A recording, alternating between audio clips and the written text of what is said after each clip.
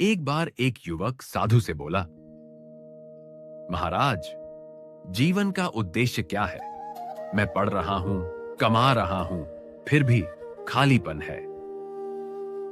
साधु मुस्कुराए, पास पड़ी मिट्टी उठाकर बोले, यह क्या है? युवक बोला, मिट्टी। साधु ने उसी मिट्टी से दीपक बनाया, उसमें तेल डाला और बाती जलाई। दीपक जल उठा। साधु बोले, मिट्टी तो पहले भी थी, तेल और बाती भी अलग अलग थे, पर जब उद्देश्य मिला तब प्रकाश हुआ। युवक चुप हो गया। साधु ने कहा, मानव जीवन भी ऐसा ही है। केवल जीना पर्याप्त नहीं, धर्म से दिशा, अर्थ से स्थिरता, काम से आनंद और मोक्ष से शांति, इनका संतुलन ही जीवन को प्रकाश देता है।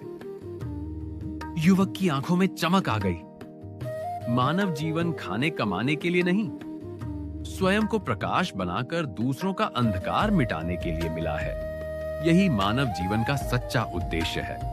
गुरु केवल ज्ञान देने वाला व्यक्ति नहीं, वह आत्मा और परमात्मा के बीच का जीवंत सेतु है। जहाँ शब्द समाप्त हो जाते हैं, वहाँ गुरु का सानिध्य बोलने लगता है। गुरु ब्रह्मा है, क्योंकि वह हमारे भीतर नए विचारों, नए संस्कारों और नई दृष्टि का सृजन करते हैं। अज्ञान से भरे मन में ज्ञान का बीज बोना ही सृष्टि रचना है। गुरु हमें सिखाते हैं, मैं कौन हूँ, मेरा उद्देश्य क्या है और जीवन को कैसे सार्थक बनाना है। गुरु विष्णु है, क्योंकि वह हमारे जीवन मूल्यों की रक्षा करते हैं। जब मन विचलित हो, जब अहंकार बढ़े, जब भोग और भ्रम हमें डगमगाए, गुरु हमें मर्यादा, संयम और संतुलन में लौटाते हैं। वे सिखाते हैं कि सफलता केवल पाना नहीं, संभालना भी एक साधना है।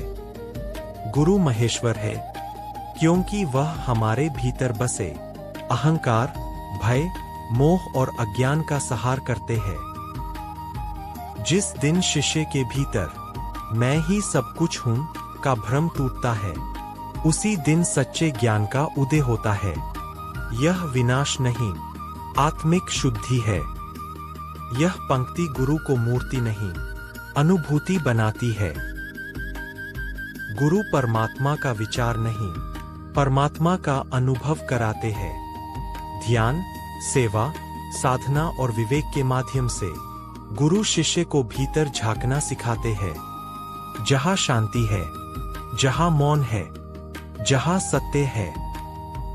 गुरु हमें धन, पद और प्रतिष्ठा की दौड़ से ऊपर उठकर देखना सिखाते हैं, क्योंकि बाहरी सफलता अस्थायी है। पद छिन सकता है, धन घट सकता है, पर आत्मबोध स्थायी है।